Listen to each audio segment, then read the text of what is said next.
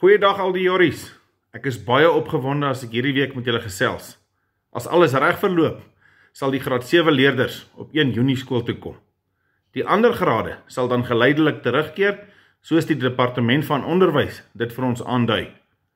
Intussen is ons besig om die skool skoon te maak, te saniteer en reëlings te tref, sodat alles gereed is vir wanneer die leerders begin.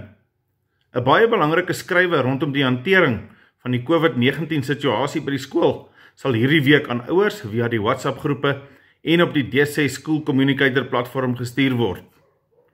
Maak asseblief seker dat u dit deeglik deurlees en met die kinders bespreek. Dit is baie belangrik dat ons sal saamwerk om die situasie te bestuur. By voorbaat, baie dankie dat almal saamwerk om die skool 'n veilige plek vir al die personeel, ouers en leerders te maak. Baie dankie aan al die ouers wat steeds positief is ten opsigte van die skoolwerk. Met die leerders wat met intervalle terugkeer skool toe vanaf volgende week, sal ons die werk aanhou uitstuur aan leerders van grade wat steeds by die huis is. Sodra 'n graad by die skool is, gaan die werk by die skool behandel word.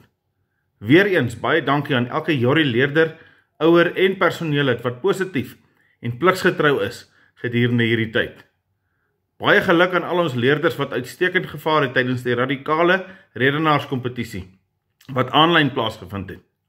Die uitslae is in hierdie week se Jordaantjie geplaas. Ek kan nie wag om al die jorries een van die dae weer te sien nie. Mooi week vir almal.